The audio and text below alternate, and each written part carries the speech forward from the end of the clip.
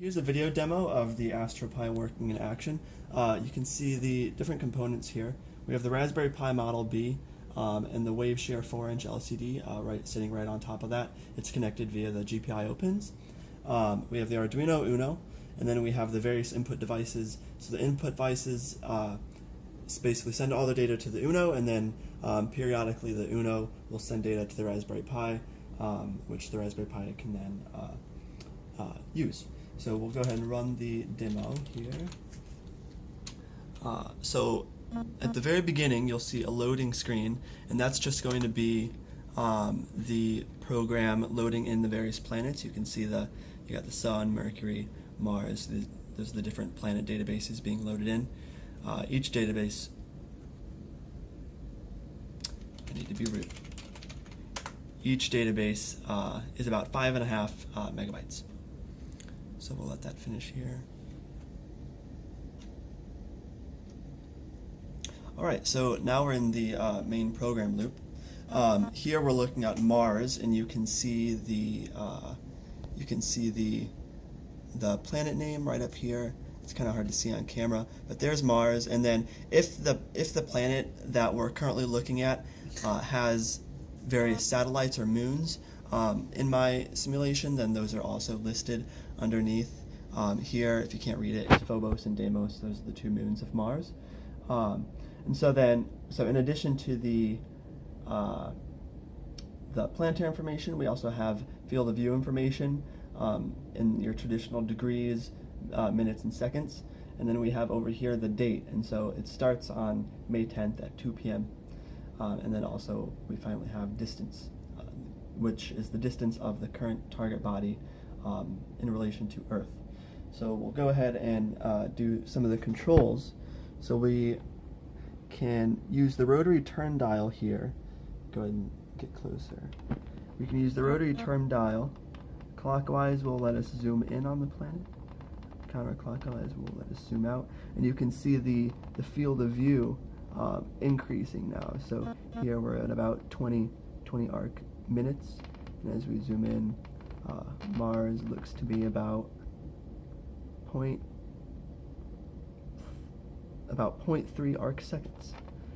There we go. And then we can use the joystick to adjust time. So the two dots you see around Mars, there are the two moons. And so as we move time, we will actually see the two moons orbit Mars. And so the device is simply reading from the database files that I have and then updating the screen to reflect their new positions. And so this is currently moving forward in time now.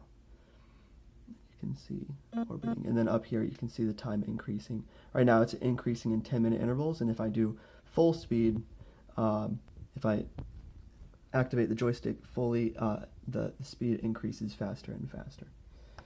So now we'll go ahead and switch over to other planets. Let me zoom back in here. So moving along, we have Jupiter. So here's Jupiter, and you can see it's 4 moons. If we move through time, you'll be able to see them a little more clearly. And so you can see that the moons of Jupiter move much slower. They're much farther away from the planet than the moons of Mars. And then we can continue moving. Here's Uranus. Given that it's so much farther away, Uranus is very small. We have to really zoom in to look at it. And then Pluto is even smaller. Pluto is very small. And so then we can start going to some of the moons. So this is Jupiter's moon Io. And so if we zoom out here, out enough, we'll eventually see Jupiter. There it is, Jupiter and the other moons. And we can use the joystick again to accelerate time. And so now we're targeting Io. So now it appears as if Jupiter is moving relative to us. We can go to some of the Mars moons. So here's Phobos. This is one of the moons of Mars. We'll zoom in a little bit. And you can see, so compared to Mars, that there's the size of Mars. Phobos 2 is actually much smaller. But yeah, so that concludes the video demo of the AstroPi. Thank you.